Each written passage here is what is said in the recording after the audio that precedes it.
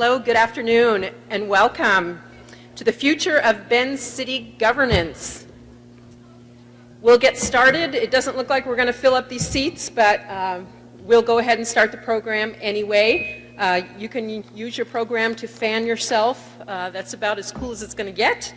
And I'd like to welcome you. My name is Barbara Hess, and I am this year's president of the City Club of Central Oregon, and we are sponsoring this session. Thank you. A lot of City Club members out there.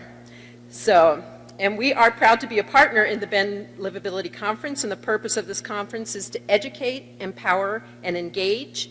And for those of you that are a little unfamiliar with City Club, I just want to give us a good plug as long as I've got the microphone. So,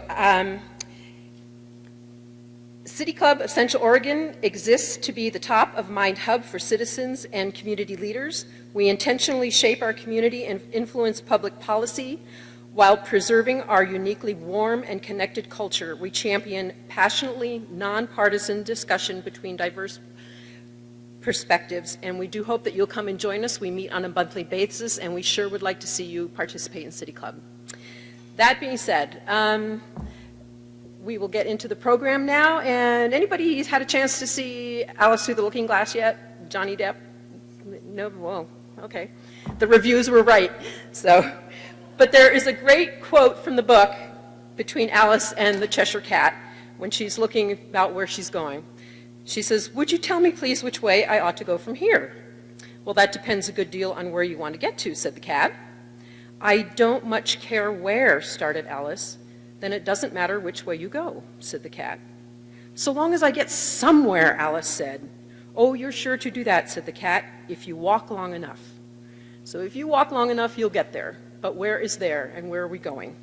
So for today's presentation, we'll talk a bit about that, and we will start with our moderator, Matt Kittleson.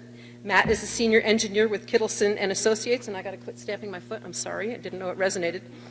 His work focuses mostly on transportation engineering and transportation planning throughout Oregon, having most notably served as the lead consultant for the recent Central West Side plan on Bend's West Side. So I think it's very appropriate for him to be our moderator today, and he will introduce our speakers. So, Matt, start us off.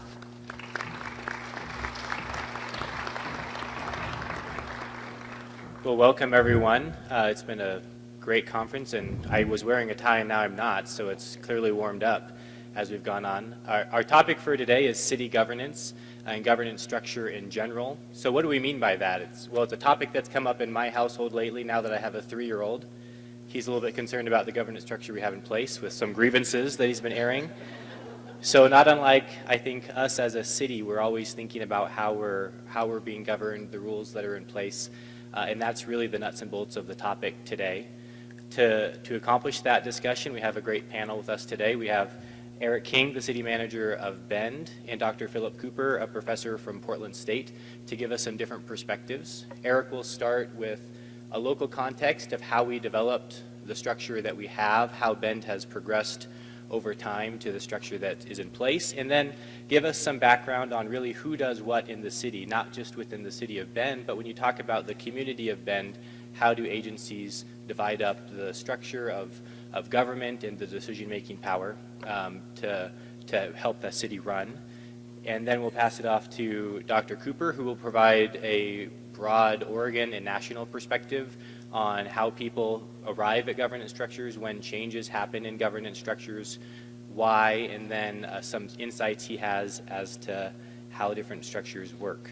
So without further ado, let's get into the conversation, because we certainly have a lot to talk about. So we'll start with Eric, and as I mentioned, he's the city manager of Bend. His career started in local government, working in the city of Portland. In his 10 years there, he worked on a variety of projects and programs focusing on economic development, program, and management. He's been in Bend since 2007, first as assistant city manager and city manager since 2008. So, thank you, Eric.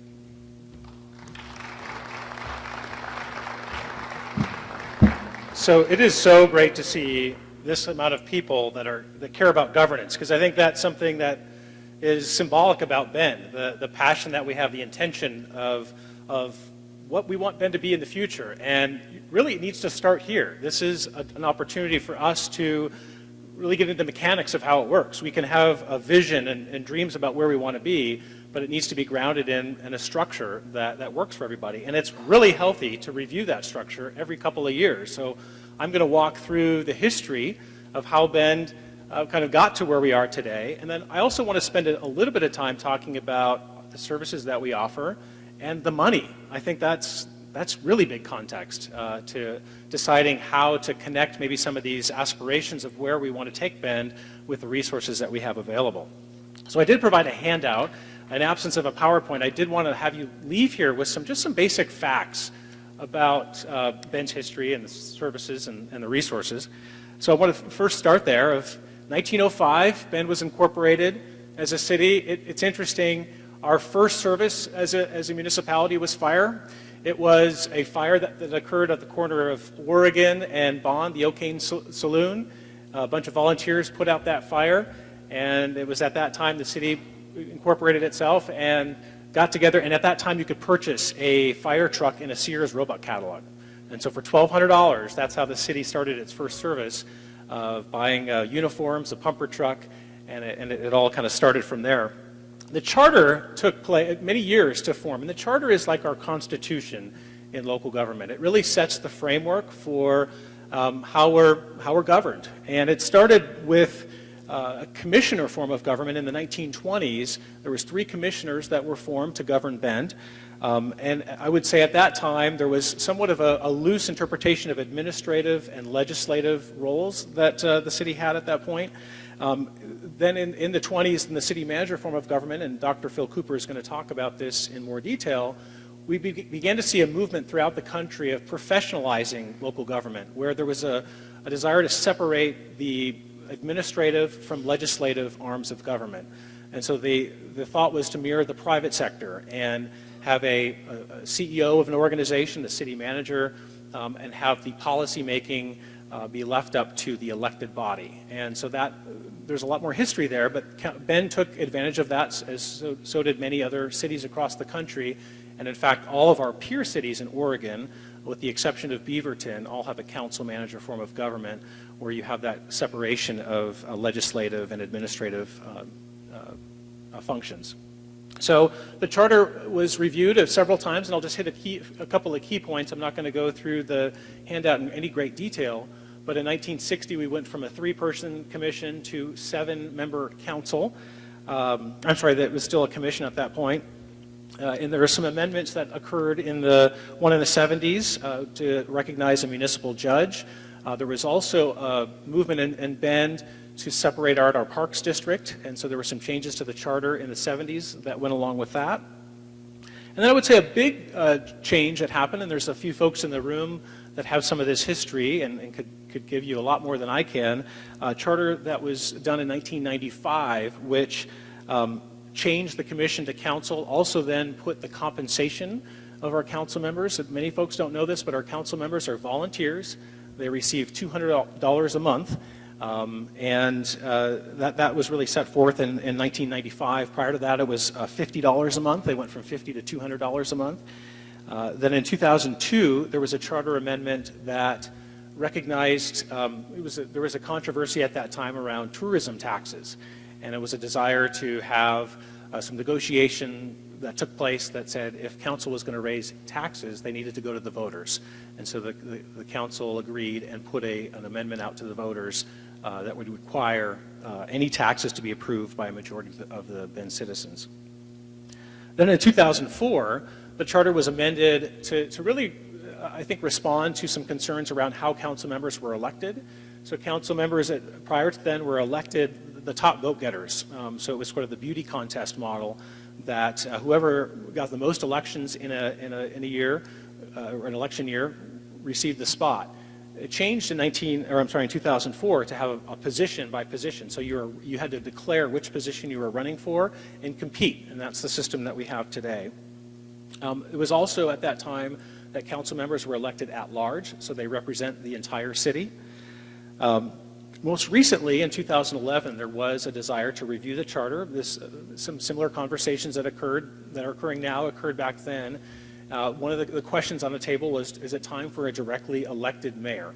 and a charter review committee was formed. There's, again, some members of the audience here that were part of that, that ultimately decided to keep the system in place. And to briefly describe that, Bend is somewhat unique in it does not have a directly elected mayor. Our mayor is elected amongst the council members every 2 years. So as our council gets seated, their first annual meeting, their first business meeting is when they're after an election. There's a process whereby 4 of them, a majority of the council, needs to decide who is going to run their meetings. That's the mayor's role. The mayor does not have any distinguishable power from the other council members other than just running the meeting.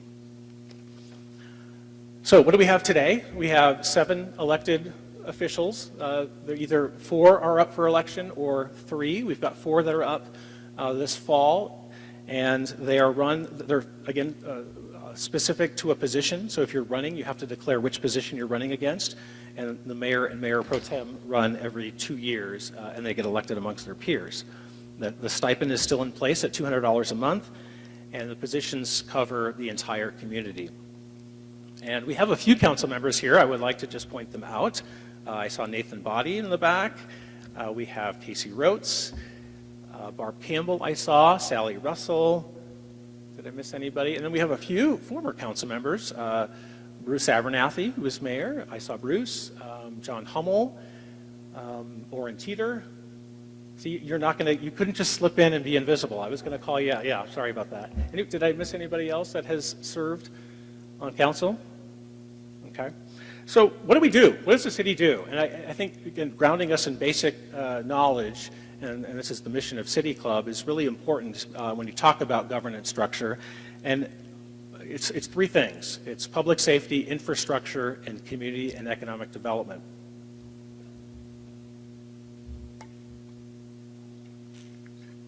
So first off, public safety, that's police and fire. Infrastructure, the things that you would think of, water, sewer, stormwater. And then also, we run a parking garage, we have an airport that we run. And then community and economic development, that's the function that really takes land from entitlement, so the long-range plan that we might have to determine how we're going to grow, to what's in front of us right now, if we're going to subdivide land or zone it for specific use, and then the building permit, the structure that's going to go on, ensuring that it's safe and it meets state codes. We also have a code enforcement function, so once it's in place, does it comply with our regulatory framework? And then, of course, looking way out ahead, economic development. How do we position ourselves in Bend to attract businesses? And then, of course, the administrative functions that really control, help keep it all running, and that includes the city manager's office, HR, IT, finance, et cetera. So I put it on there's a handout that shows the resources. And this is really important to connect up the city services with the resources available. So on an annual basis, the city receives $140 million in revenue. Of that $140 million, 2/3 of it is restricted. So restricted means that it's a fee for service. So the water bill, the sewer bill that you pay to operate and maintain or build new infrastructure needs to stay within that fund. They're fund accounting. So in government, it's not one big melting pot of funds. There's very specific requirements that we need to adhere to. So again, roughly 2/3 of that revenue is restricted. The other third that we spend a lot of time talking about is what we call the general fund. And you hear this a lot in all forms of government. There's a lot of focus on where that discretion is. And this is where council has the ability to decide and really put a mark on its priorities.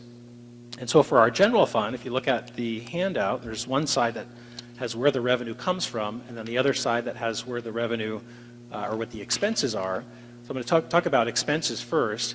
So the general fund, where council has most of this discretion, about 75 to 80% of the revenue that comes into the general fund is allocated for public safety, for police and fire. And you can see the breakout of the other services that the general fund helps support. So it could be that a fund has another revenue source and the general fund just helps it along, it supplements it. Streets is, for example, and there's been a lot of talk about street maintenance. That has been a big focus of, again, how do we prioritize the resources in the general fund to meet community needs. And it's a very difficult task, and any council member will tell you, we have limited resources. If you look on the back side, so talk about the revenue that comes into the general fund, A majority of that, about 65% of the revenue that comes in, are the property taxes that you pay. So a few facts about property taxes. I think a lot of folks pay their property tax bill and they assume, well, doesn't most of that go to the city? It's actually 20%. 20% of the property taxes you pay go towards city services, and that makes up a majority of the general fund. The other two revenue sources that make up the predominant revenue sources are tourism taxes, the tax that you pay when you stay in a hotel, as well as franchise fees. So we allow utility companies, both public and private, to use our right-of-way, and that comes with a fee that gets passed on to customers. That makes up the general fund revenue. And so every year it's a big balancing act of how to allocate those resources within the general fund. And a few facts that I put on your sheet here. So again, I've given you the breakout of the restricted versus general fund dollars and the 20% number. The other 80% of the property taxes you pay are for separate taxing districts. So again, a lot of, especially during the fuel tax, it was somewhat of a surprise to hear how many folks don't know we have a separate park district, separate library district, separate 911, separate sheriff's office has its own tax rate. COCC, the building that you're in now, a small portion, about 5% of your property taxes go towards the community college. 911, the levy that just passed related to that. And I think I got everything. So our tax rate, this is really important, of $2.80 per 1,000 tax-assessed value. That tax rate of $2.80 has been the same in Bend since 1981. We have not had any change in our tax rate for over 35 years. And that rate cannot be changed because of voter-approved measures 5 and 50 that occurred in the 90s that froze everybody's tax rate. So Bend happened to be frozen at a very low rate. And so it really has restricted our ability to meet some of the service demands that folks have in the community. They want to see a city government that goes beyond some of those basic services. It's very difficult for us to meet that. To give you a comparison, just even a local comparison, the city of Redmond has about 40% of the property taxes that you pay, just to our neighbor to the north, 40% goes towards city services. And so what that translates into is on a per capita basis. If we just take the property taxes that go into Redmond versus the property taxes that go into Bend, we remove fire because fire is a separate taxing district in Redmond. So you remove the property taxes that go to fire to do an apples to apples comparison. Redmond receives $356 per capita compared to Bend's $186 per capita. So we are more in line with Prineville and Madras on a per capita basis than we are, and these are cities that are smaller than us. So they provide some significant challenge in meeting some of those resource demands. And this is not a problem that council can solve, our own elected officials can solve. This is a problem that and some folks would not call it a problem. I think that some would say we want a very small, limited government, and we like those restrictions that the voters approved, and it really provides a need to prioritize. So that's the debate that's out there, and I want to lead into the issues that I've heard around governance structure really kind of fall along three lines. The things that I have heard with increasing volume over the last year or two is it time to have a directly elected mayor, having more accountability and a direct connection between citizens and its leadership. That is something that is somewhat unique to Bend. We have a city of 87,000 with a mayor that is not directed by citizens. The only other city in Central Oregon that has that is Sisters, which is significantly smaller in Bend. Secondly, and there's pros and cons to this, so I don't want to, I'm just, again, pointing out the themes that I've heard. The second would be the geographical representation of Bend. We tend to have attracted folks into elected office that are heavily weighted towards the west side of Bend. And so there's some concern of the disconnect that is occurring geographically in the community and the split. And can the governance structure help resolve that disconnect is the second. And then lastly is council capacity. We have a community that's demanding a lot of engagement at a policy level. Not necessarily at an operational level. Remember that distinction between policy versus operations. And so that policy, some of the policy work of how we're managing growth and dealing with issues related to the environment or livability, et cetera, requires deeper level of engagement than the capacity can currently afford at the council level. So how do we increase that capacity of our elected officials? What does that mean? And so I'm going to kind of leave it there and tee that up for Dr. Phil Cooper with Portland State to give you kind of continue the conversation. I'll come back for the Q&A and looking forward to engaging with you more.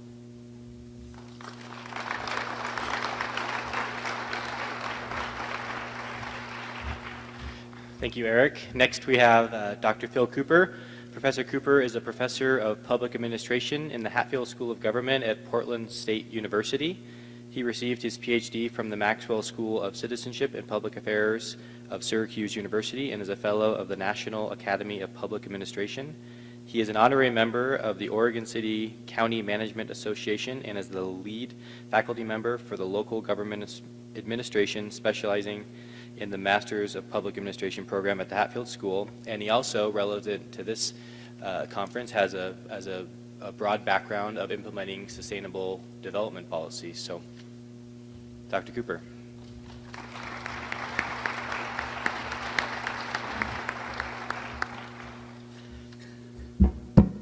Thank you. This is a bit of an out-of-body experience for a college professor, to look out at a room on a Saturday afternoon, on a beautiful day, engaging a topic that a lot of people wouldn't spend their Saturday afternoon thinking about. I promise you, if this were on our campus and this was my class, the room wouldn't be this full. Really pleased to be here with you today. I want to say a couple of things about that visit. First of all, to follow on the point that Matt was just making, it was very interesting to me and also to my colleague, Professor Claudia Maria Vargas, to see what the topics were for the Bend Livability Conference and to know more about your long-term 2030 effort. For one thing, we've been team teaching, implementing sustainable development for many years and have written a number of books on that subject. Our particular interest is not just with the very important visioning processes and the very important policy shaping processes, but the question, why, once you have those things in place, some things get done and some don't. So that's what we're interested in, so we get to learn a lot from the other part of this program today. My writ here today is to provide a little bit of additional information and then to be available as a resource to help with the discussion that I understand has been going on in Bend for some time and is a very active one about the future of governance here. And with regard to that, I want to say two additional things before we plunge in. First, I am a visitor, okay, and this is your community. So while I'm happy to be helpful in any way that I can, the question of the future governance of Bend is in your hands, and only your hands. We have a very interesting state. We actually do have home rule here, although we've sometimes referred to it as Swiss cheese home rule, because there are so many exceptions to it in the law of the state of Oregon. But it's really important to understand that this isn't a passive voice statement. It's active voice. It's yours. And that's really important. So with that, one quick reminder, I am an outsider from the far end of the earth, that is to say the Portland area. And I recognize that fully in what I want to say today. But anyway, let's talk a little bit. So first, what are the first principles of community governance? What are the drivers and the shapers that help to frame the kind of government you choose? Well, let's talk about first the things you see, right? There's a lot of things you see every day, and Eric just talked about some of them, right? Some of them are the hot issues in town, the issues of growth. The growth here is, as you know, phenomenal, and there's no way you can get up in the morning and not see that you have a whole new neighborhood growing up around you practically. At 87,000 or something like that at the moment, it's an incredible growth rate, and growth brings change, and change isn't easy. And so that brings with it a bunch of issues. And then there are other things like that magic word, water. You know, that's an interesting word. It didn't used to be in many parts of the country, but it is now. If you don't believe it, go to Flint, Michigan, or maybe the Portland Public Schools, but that's another discussion. And then we have some controversial topics that come up from time to time, like the road tax and a number of other gas tax, and a number of things. We have elections to council that come along, and these various issues come and go along the way. But then there are a bunch of things we don't see, and some of those things are things that Eric just referred to. And they're very important because they do really shape what goes on. Even if we see them sometimes, we may not understand the complexity of them. So A couple of the things I'm going to say are related to things that Eric just said, but I want to expand on them a little bit. One is infrastructure. Lights out, shades down, who cares? Right? All that stuff underground. The only time you care about it is when it doesn't work. All of a sudden, water's a problem. Who knew? Right? What about, you go in the bathroom in the morning and something doesn't work, then it's a problem. One of the largest areas of expenditure of your community is underground and you don't see it. And it's long-term debt. And it's big debt. It's very important. And there are lots of restrictions on how money can be acquired to take care of that infrastructure, how it can be expended, and how that system has to be maintained over time. There are all sorts of financial issues. Now, I'm going to ask you a question, and I don't want anybody to raise their hand. How many of you know what a CAFR is? Nobody should be spending their Saturday afternoon talking about CAFRs, right? Comprehensive Annual Financial Report. The two documents, if I'm going to go into a community and I want to get to know about a city, there are two things I do first. I want to look at the CAFR, and I want to look at the first 10 pages of the budget document. And, oh, yawn, why would anybody do that? No, I'm not a fund accounting geek, okay? The first 10 pages of your budget isn't about fund accounts. It's about what's going on in the city and what are the big issues regarding money and what's happened. And when I look at your budget and I look at your CAFR, I see what you've gone through since 2008 with regard to revenues and property values and growth and a number of other things. And I also see how tight times have been and how hard decisions have had to be made about personnel and about cost like health care and about raises and about a variety of other things and about shifting money from one area to another to try to offset some really difficult areas that need to be attended to. Again, try it out. Take a look. You'll be surprised. It's very readable. It's not that hard. And you'll learn a whole lot. But among the things you'll learn is that there really are many kinds of restrictions. I've had many times to testify before city councils about the difference between being a business owner and being a member of city council. And there are two primary areas that will hit you right between the eyes. The first one is you cannot run a government like you run your business. The financial piece alone tells you you can't do that. For one thing, how many of you know what GASB is? Well, not a lot of people would. That's the Government Accounting Standards Board. And the rules are entirely different than FASB, the Financial Accounting Standards Board that governs the private sector. Even the definition of the word purchase is different. Okay? Not to mention the fund accounting stuff that Eric was talking about. And it's all there, and it drives the kinds of decisions your council and your staff can set up and make. And it constrains those decisions. And it constrains your city. And we could go on about this. The legal area is another example of that. But there is one story. The best story I know is an experience we had in Vermont. Vermont is a state that has many cities, very much like Bend. A beautiful place. Lots of people want to retire there. Lots of people love it, the quality of life there. It's a beautiful environment. Everybody loves the outdoors. We could go on and on. Got a phone call. It seems that a city gotten a call from the state attorney general.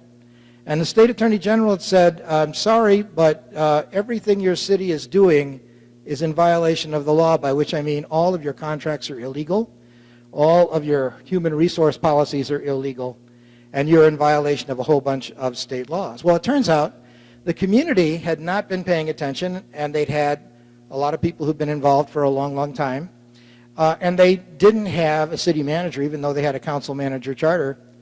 And so they hired a person, and he came in, and he did what a responsible professional should do. And he looked at the infrastructure, and he looked at the contracts and finances, and he looked at the personnel policies, and he went to the council and said, I have bad news to give you. There are a lot of things we have to do, and we don't have any choice, and none of them are going to be fun. Council members walked out of the room, and they said, my God, we felt great when we walked in here. It's like going to see the doctor, and you walk in, and you thought you were fine, and the doctor says you've got high blood pressure, and if you don't change your ways, you're going to die. You walk out the door, just like the council, you say, well, I felt fine walking in. It must be the doctor's fault.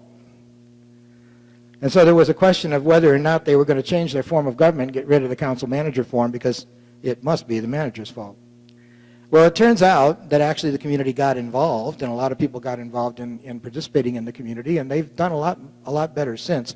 But the point of the story is simply this, that there's a lot that we don't see every day that goes on that constrains how you can govern yourself and how the city can operate.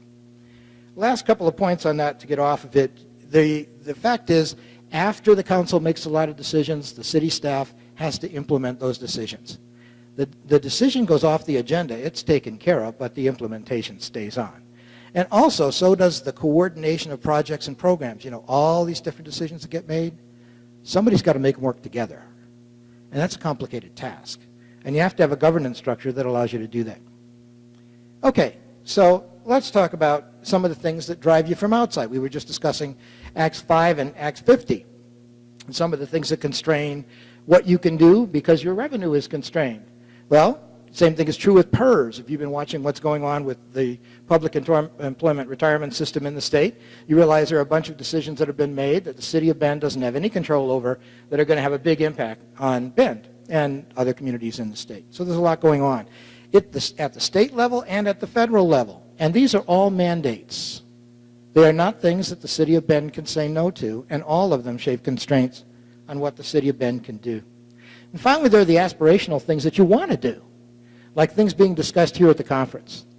And all of those things shape what you can do. So let's just talk a little bit about how things got to be the way they are and what difference it makes. First is, every community's got a history and it's got a future. Now, whether we like it or not, all of us have a history and we're going to have a future, even if we would like things not to change very much. And we could either go forward into the future and do something about it, or it's going to act on us one way or the other. Now, over time, though, that's shaped a lot of what city governments have looked like and city governance has looked like. You know, if you go back in time to the 19th century, to follow up on Eric's previous point, the bigger cities pretty much had strong mayors, right? You look around the country, they still do. You look at Chicago, you look at New York, you look at Los Angeles, San Francisco, and a number of other places. But, of course, people began to find that there were some problems in places like that. Right? There were ward bosses and there was corruption. I don't know about that myself. Being a native Chicagoan, I don't understand all this corruption stuff. Actually, it was a lot of fun growing up in Chicago because you never really had to worry about who the mayor was. It was always the same guy. And if you forgot to vote, that was okay because somebody'd do it for you. The only problem was on election night, you had to stay up late to wait for 2 cemeteries in the first ward to report in. You think I'm kidding? They actually waited to see, you know, how many votes they needed. Right? And they actually did that. And some people said, well, you know, the city machines were great. They would provide services. They would take care of people in the neighborhoods. They would do all this stuff. That is, if you were of the right political party, right? And your ethnocultural heritage was the right one. Yeah, you got taken care of. All those things worked. And if you kicked back a little bit to the committee now and again. By the way, it wasn't only the nation's biggest cities. One of the longest-serving mayors in the history of the United States is a man named Cyrus Corning in Albany, New York, served for 44 years. When Cyrus Corning died, now this guy had it down to a science. Every police precinct had its own contract for uniforms. Every fire station had its own contract for uniforms. Do you realize how much kickback you can get from having that many individual contracts going on at your city? Even when we left there in the 1990s, they still didn't have a citywide snow removal contract. It was all done by private individuals. This was no accident. And when Cyrus Corning died, the executrix of his estate, who was his mistress, that's right, publicly, this is no secret, it was very public. She was the executrix of the estate, and the newspaper went to her and said, we want to see his papers. And she said, no, you don't. And the newspaper said, we want to see his papers or we're going to sue you. So she said, I'll tell you what I'm going to do. You pick 3 people, and I'll give you a week, and you look at those papers, and you come back and tell me if you really want me to release those papers. 2 days later, they came back and said, for God's sakes, burn the damn things. Because everybody was dirty, including the newspaper. Not that that would ever happen anywhere else, of course. But no, corruption was a major problem. And in some places, corruption still is a major problem. Okay? And that was one of the big drivers, along with the progressive movement, good government movement, that said, look, we need a better form of government for our cities. And it was a time when we were getting the emerging professions, when we were getting engineering and healthcare and medicine and engineering, and everything else was professionalizing. And we needed to do it a better way. And we needed to do it a more honest way. And that's why in 1908, the council manager form of government was created. Now, there were still many smaller communities around the nation that had what we call a mayor-council form. I'll come back to that in just a second. But the council management system started in Stanton, Virginia in 1908, spread first to a big city in Cincinnati in 1910, and from there we've had a rise to the point where really that's the majority form of government in the United States today for cities. And it was there to do a number of things. It was there to be, first of all, ethical and honest. Yeah, the city council makes a decision to whether to contract, but the city administration decides how that's going to work, and they administer it. There's an arm's length distance between the people who make the political decisions and the people who carry them out. And the city council can fire they can fire the city manager anytime they want to. But until they do, Eric is there for a couple of reasons. Apart from just getting the job done, he's also there to protect the integrity of the city administration.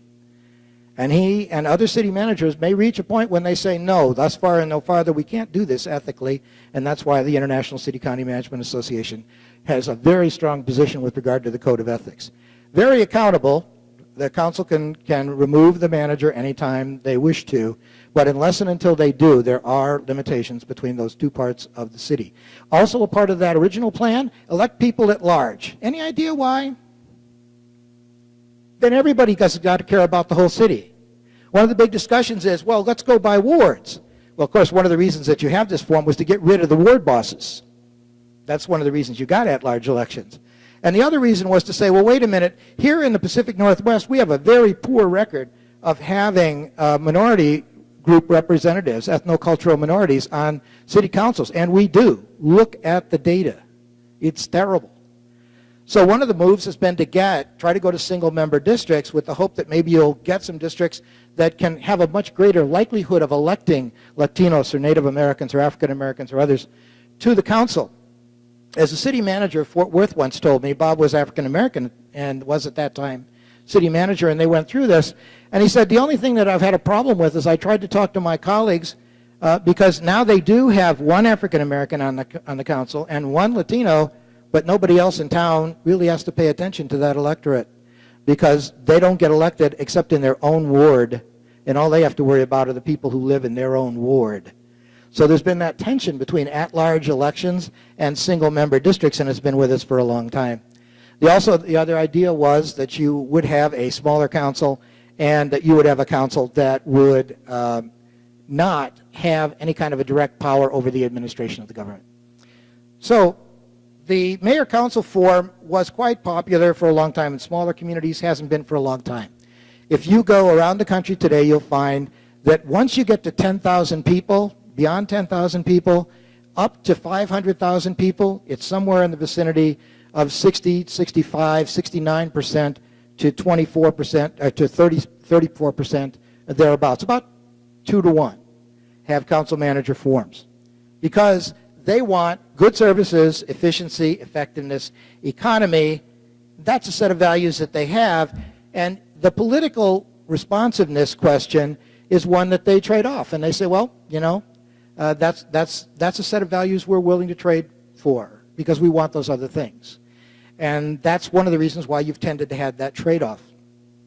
It's an interesting comparison. If you look at Portland, Oregon, a city that likes to keep the city weird, there's another city that has the same motto. It's Austin, Texas. It's a council manager city, and it's one of the best-run cities in the country. So there really are differences in terms of the general forms of government and the way they function. At the present time, I guess the one thing that comes out of all this is the question, who does what, where, when, and why? What does the mayor do? What do council members do? What does the manager do? One of the complex things that goes on is different communities do have variations on the theme. They have different organizational forms.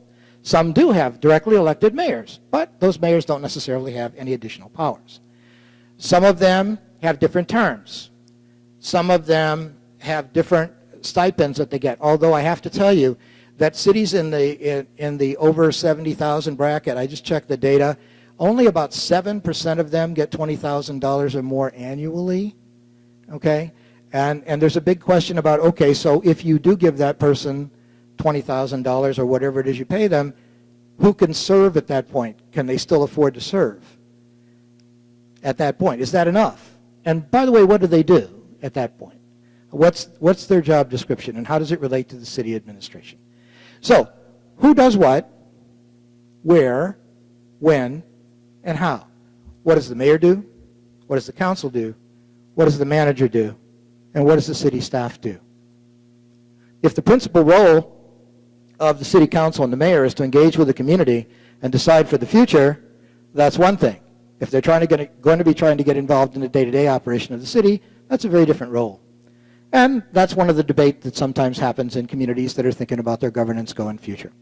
So this sort of lays some things on the ground, but I would say this one last point, and that is, as you're thinking about your future, it is important to realize that once you spread out all the pieces and you get very diverse and very complex, you have to think about the question, how's it going to be coordinated and brought back together again and make sense out of it? And that's an important challenge, especially in a place as complicated as Bend. And that's an important challenge for your future. But there is something that is great, and you all know about it, and it's the set of values and quality of life that you have here in Bend.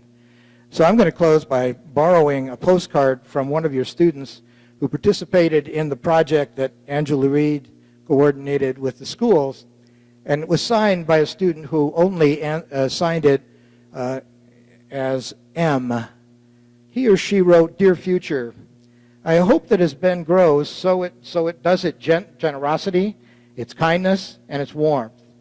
Look your neighbor in the eye, make and share meals together, lend a hand always, and use your blinkers. Love, M."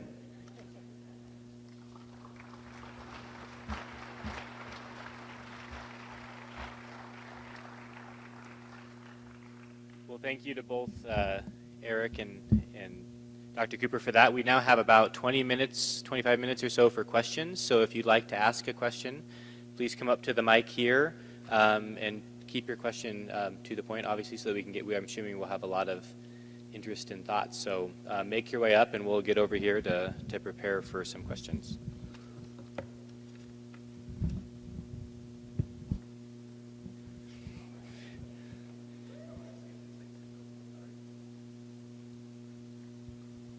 Someone has to get these things going. You did a good job of talking me out of my ideas for what I would have proposed after the next elections. But as a council member here in Bend and serving in a volunteer capacity, would you give any credence to the notion that Bend is growing as fast as it is and changing as rapidly as it is, and that from my vantage point as a volunteer, the bandwidth we have to adequately get into the nuts and bolts of these issues is, I don't think, adequate. And when I compare the way the Bend City Council has historically, outside of the one I'm on now, as compared to, say, the Deschutes County Commissioners, who their 3 commissioners are full-time, they tend not to have as many spats, as many blow-ups, and the pendulum doesn't swing so wildly from one to the next. And before I sit down, I want to make sure that the community understands it's my opinion that if we didn't have Eric King for city manager in this community for the last 6, 7, or 8 years, we would be in a very different place. And my concern as a councilor is that we're far too dependent upon one good person as city manager to hold it together. Thanks. Thank you. So, 2 first comments before I get to the question. I have no idea why M was concerned about people using their blinkers, but whatever it is. Oh, okay. All right, there we go. I agree with you about Eric. One of the things that it's interesting to me is, I go into a lot of cities in our state and around the country, and one of the things that amazes me is a little activity that I find central to the city management profession. It's called making stone soup. I know there's some people in the room who are old enough to remember the story of making stone soup, right? That's where you have the pot of water and everybody comes by and puts something into it, and before it's over, you've made something out of nothing. And as far as I'm concerned, in educating city managers for the future, we're pretty good at everything except teaching them how to make stone soup. So congratulations, you're a great chef of stone soup. In all seriousness, when I read a budget in a CAFR, that's what I find. That's what I'm looking for. But to answer your question, first, it is important to be a little clear about the distinction between county commissioners and city council members. recalling. First, of course, as you know, that most of what counties do are state and federal functions. They do the human service delivery programs that basically start at the federal government level, come down to the state level, and then go down to the county level and either delivered directly by the county or contracted out to nonprofit organizations, or in some cases for-profit organizations. So the programs that they administer are very, very different. Now, it is true they provide municipal services in unincorporated parts of the county. As you also know, every county is trying desperately to get out of that business just as fast as they can, so that you can take care of that part. Let's go to your next part. I'd give you two answers. One thing is, have any of you been watching what's going on in Vancouver, Washington about council members' salaries? If you haven't, you should pay attention. In the spring, the city of Vancouver, Washington said, my God, it's impossible to do all the things that a council member or mayor is supposed to do, whether they're ceremonial things or committee things or council member things. And yes, I've watched your council meetings, and that is one problem. It's an occupational hazard to my profession. My late night TV viewing is your council meetings. Well, it's entertaining, you know. I don't have to be there and make the decisions you do, right? No, but in all seriousness, it's really hard, and everybody recognizes that, so they appointed a commission. The commission came up with a set of numbers for what they thought pay should be. The council didn't want to do that because it wanted arm's length away from that, and they did put that forward. You got the reaction you would expect. It took about 5 weeks for people in the community to get the signatures necessary to get that on the ballot for November. And it's there now. So one of the questions is, what's the community willing to pay for regarding staff support? But if you had staff support, the question is, what would the role of staff supporting council members be as compared to staff in the city? Okay, and so what would the extra resources for council do? Okay, one thing that I would say is the first task of the city staff, correct me if I'm wrong, Eric, first task is to provide the services required for the people of the community. Second task is to support the council, right? Those are the first two tasks. And so one thing to look at is, all right, what can the staff, what resources does the staff need to support you better, would be my answer. And in that way, then you don't get into a situation that we've seen in some communities where some members of council want their own staff, and then the question is, what's the relationship between council staff and city staff? And that one can be real tough.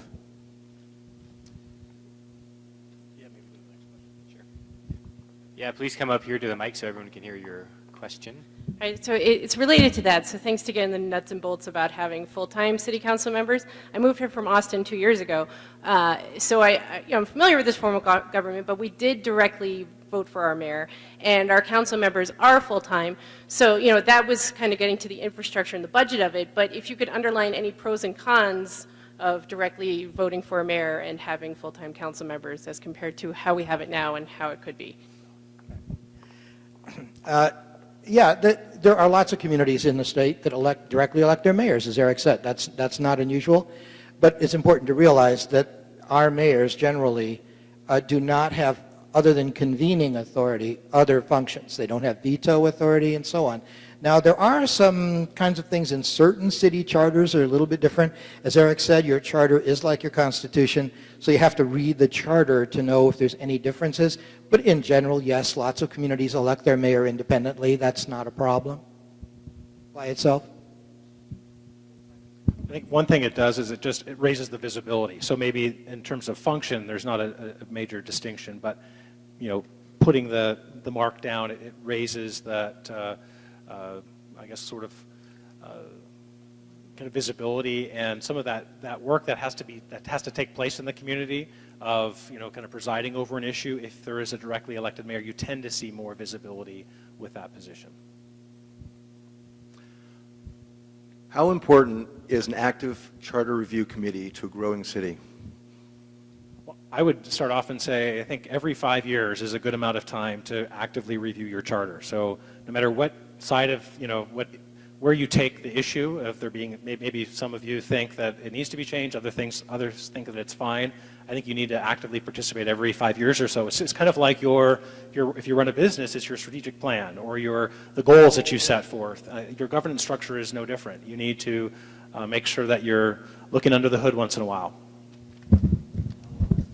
It's been 5 years. 2011 was the last time that there was a review committee, and the end result was no change, but there was a look at it.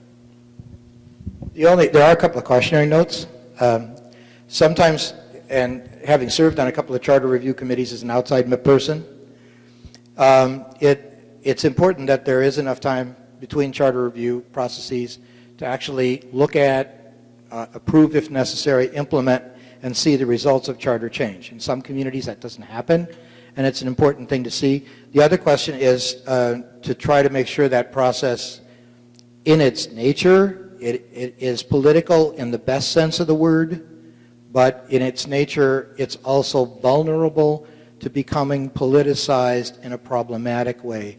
And so what I would urge any community that I'm talking with is to make sure that that process is structured very carefully to protect the best interest of the community. I have 3 little questions, and mostly checking my own listening skills, and then maybe a larger question for you. First of all, as I understand it, the council management form of government is basically policy, not day-to-day nuts and bolts, correct? The policy is relegated to council. Got it. Yeah. And those 3 areas that there are, you mentioned, I think, 3 or 4 areas: service, economy. What were the other 1 or 2? So the 3 core service areas that the city provides: public safety, infrastructure, and economic and community development. Right, but you mentioned you used different words. You used economy, you used services. Do you remember the third one? I don't know if I was talking about 2 things. One thing was a set of values. Economy, efficiency, effectiveness, responsiveness, responsibility, and equity are the principal values that most people look to, most communities look to in making decisions about evaluating their situation. As to services that the staff provides, the city provides a variety of services, but I was talking about the things we don't see, like infrastructure, like finances, like implementation of council decision-making, and like project and program integration, were the primary functions that I mentioned, in addition to the first 2 functions, which are providing direct services to the community and providing support to the council. Got it. Now here's the bigger question. First of all, have you seen the handout that we received? Me? Yeah. Today, no, I didn't look at it. Okay, well, I came from Chicago too, and you know how they have streets and sanitation and fire. Right. They have specific organizational forms to handle certain services. Yet, do you know how their reporting would compare to our reporting? And one last question, kind of an addendum to that, is who does the standards, the Government Accounting Standards Board? Who creates that? Who affects that? Who are they in Oregon? Let me. First of all, it's not Oregon. It's national. Okay. And just like what you've got is there are 2 different boards that provide basic accounting standards nationally for the private sector and the public sector, and that's done by the accountancy profession, and it's done in cooperation. It's a cooperative endeavor. It's really important that it be accepted nationally, because bond agencies and a variety of other organizations that provide financial support are the ones who make decisions about whether they're going to lend money to various organizations or not. But the point is, those are broad national standards. They are not Oregon standards. They're not politically elected officials. To go back to your point, yes, Chicago does report. I promise you that Illinois has a very different set of requirements and reporting systems than Oregon does. And yes, I look around the country at them. But one thing you can do to get access to the others, I indicated to Joey Drucker that I would provide the URL for my website. you can go directly to the Secretary of State's page, and you'll find the CAFRs for every city in the state of Oregon, and you can look up and compare anything you want to compare. No, the organization of this city is nothing like the organization of the city of Chicago, and there's a bunch of reasons. And one reason, but you bring up a very important point, and I'm really glad you did, and that is big cities, and I mean large cities, have a different relationship with their county than medium-sized cities or smaller cities. Because historically, and this is true in King County and Seattle, it's true in Multnomah County and Portland, it was true in San Francisco until they consolidated. It's true in LA. We can go around the country, Nashville and Davidson. So you've got to be careful. You can't compare currently what you see operating in the big cities. For example, they provide a lot of the human service activities that in this state are provided by counties. In this state, school districts are freestanding jurisdictions. In many states, they're county jurisdictions. So you really do have to look at the organization. So the reporting here in Oregon, yes, is standardized, yes, is public, and I would add one more thing. In addition, there's an organization called the Government Finance Officers Association, which is the professional association that evaluates budget documents and also financial reporting documents, and you will find that the City of Bend has received their major recognitions for its financial documents and reporting. Stephen Hacker, a question more general as far as the future of local government. So you spoke about the last 100+ years and the profession as things became more complex, more services, and that's not stopping. So the complexity actually is increasing, the coordination is increasing. And so when you talked about, we had the professionalization of the city managers, and plural, and that helped out a lot during that period of time. If you look out in the future, what's the future of local government look like as this change increases, accelerates, and complexity increases? And in particular, addressing the issue of unionization of the city workers, county workers, local government workers. Okay, that's a very big set of questions. Let's start with some basics, all right? There are 91,000 plus units of government in this country. Did you know that? 91,000 plus, according to the most recent census. One of those is the federal government. 50 of those are states. What does that make the other 91,000? 62, no comment. 62% of all government employees nationwide are local government employees. In the state of Oregon, it's just about that. It's a little closer to 63, but that's up and down over the last couple of years because of changes, okay? So local government is not going anywhere, but you're absolutely right, it's becoming more complex. Before this session began, I was speaking with Eric, and I said, if I were looking at Bend right now as an outsider and understanding Bend's governance, the first thing I would do is a network analysis. It's not a single organization. It doesn't operate hierarchically. You already are a complex community. You have many neighborhood associations. You have business organizations. You have active citizen groups. And you have a variety of groups that you're still needing to engage in the community. Plus, if you look at the state of Oregon and around the country, the biggest trend we're seeing right now is in intergovernmental agreements and intergovernmental cooperation of various kinds. State of Washington, they're called interlocal agreements. Why? Well, service consolidation, trying to save money, trying to produce as much service with as little staff as possible, trying to ensure service quality. All these things are leading to an increased use. And so what I would say to you, going forward, the intergovernmental agreement situation is one of the things I think we're only going to see more of. It's necessarily going to be the case, whether it's cities, counties, special districts, school districts. There are a lot of things that the traditional adversaries of school districts, counties, and cities can do together if they can overcome the traditional boundaries. If you think it's bad here, go north of the river, right, where they don't have an income tax. So the state, the county, and the local and the city governments are all competing for the same tax base. Now they do have a sales tax, but the city, all three of those levels of governments are competing for property tax and sales tax. It's a nightmare. But all these things are driving intergovernmental cooperation and cooperation with nonprofit and for-profit organizations. As to your latter point, interestingly enough, remember that most local governments do not have civil service systems, unlike state government, unlike the federal government. So collective bargaining agreements have been the substitute for civil service systems in most city and county governments. That's a good news thing and a bad news thing. If you didn't have them, that management tasks in some respects would be more complicated. But it can be a bad thing, especially when they get into competition one with another, as police and fire often do. My job is more dangerous than your job. My job is more costly than your job. So all these things, they're very complex, but that intergovernmental component, if I were going to point to one thing going forward, that's it.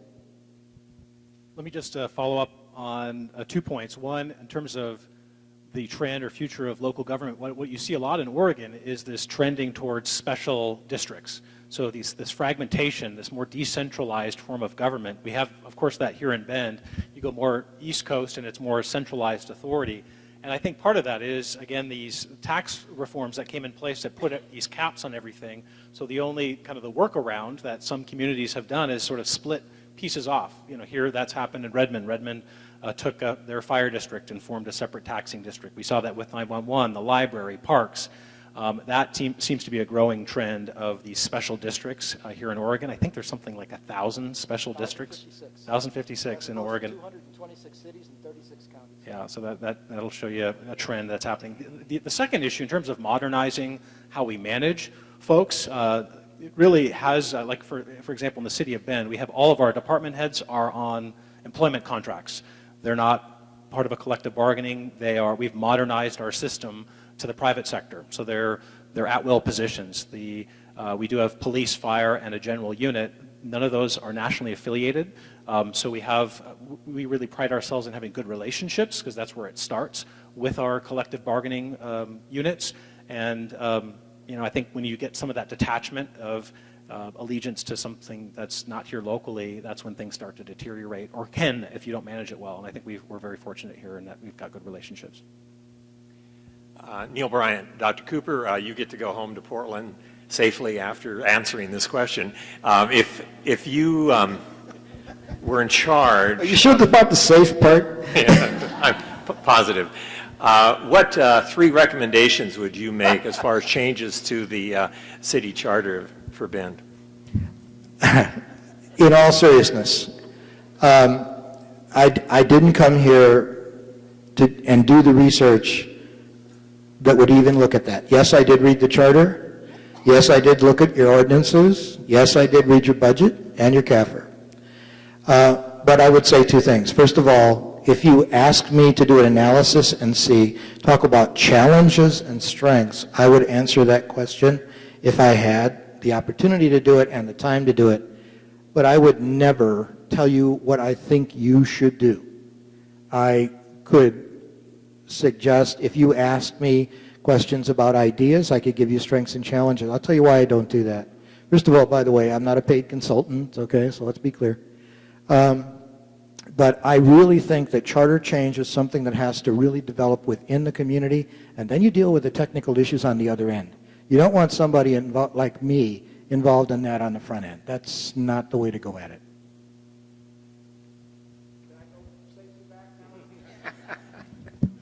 Have you noticed every time somebody asks you a hard question, that sign falls down? It's a good indication. I'm Jim Lucier, City Club member. In 1957, I got up to deliver some papers in Montana, and there was a thing on the headline that said Sputnik launched. And that really sent our federal government into a program of putting a man on the moon and doing a lot of other things there, which to me was a compelling vision. And my question has to do with can cities and counties and other municipalities have that kind of vision, or are they so constrained by all the regulations and everything else that they have to do that somehow or another that gets lost? And if we did that, where would it come from? Does it come from the council, or does it come from a city manager that has a compelling vision that can be articulated? So let me describe, because I didn't do this in my opening remarks, on how we set goals for the city. So we have a council that gets elected every 2 years. Every 2 years, we do a goal-setting process where and the key ingredients to that are the council members themselves and what do they want to accomplish, the staff, where do they feel that there's a need for policy leadership? You know, they're living and breathing day in and day out. And then second or third, we have a lot of citizen groups that help inform the city, a planning commission, a budget committee, groups like Ben 2030, civic organizations that care a lot about the city. Those are the three key ingredients that go into the goal-setting process, and we put a lot of time and thought into that, and we established 5 goals. Those goals, then, we put a work plan and a budget and all of that, so it mirrors the strategic planning that you would do in the private sector. Now, in terms of that visionary kind of, okay, let's take one or two of those issues and take them and have that political leadership to really power through them. Sometimes that form of government, it's very dependent upon the people, the personalities, instead of some of if you get those systems where you have paid professional politicians that can devote that time to do it, because it's a capacity issue in some regard. So going back to the question about the roles, as Dr. Cooper pointed out, there's 4 things that I do. I manage the day-to-day operations of the city, set the strategic direction, and create the space so that I know where we're going. Secondly, I play that ombudsman role. So if people aren't happy and they have to get issues resolved, I would say that ombudsman role, if we had more capacity with council, there's a piece of that the council could take on, and some cities have taken on. Third is manage the regional partnerships. And again, I think if council had some additional capacity, there would be some room for the council members to help with that. It's not just a staff-to-staff issue. And then the fourth is really just managing the relationship with the elected officials. They're my board. So again, going back to the private sector, if you're a CEO of an organization, you spend a part of your time. So it's really important that I don't spend all of my time managing that relationship because I got an organization to run. So when you talk about capacity and we review, if we choose to review that as part of a look at the charter, I think going back to Dr. Cooper's advice, we have to look at roles and responsibilities and what we would gain if we had some additional capacity, and what would that look like? How would you clarify those roles so that you didn't have create more chaos and confusion into the system, which you could do if you have assigned additional capacity or staff to council or give them budgets or had full-time politicians. Sometimes I could reflect on that and be really overwhelmed at what that would look like. How would I manage that? But good thoughts to have going into this. Two quick other comments on that. The big change question. The answer to your question is I feel that here in the community. I don't think you folks are worried about limitations on your ability to think big for the future. You wouldn't be here if you weren't. It's the whole point of this exercise, I think, right? And I feel it in the conversations, not just the conversations today, conversations last night with a group of people as well. But one thing I would say, and this is important, in a complex environment like we're in right now, one of the roles of the staff, led by the city manager, but the whole staff, is to buffer the community, buffer Bend from all the turbulence that's going on around you long enough for you to have the space to be able to do that kind of long-term big thinking. Because council can't be involved in day-to-day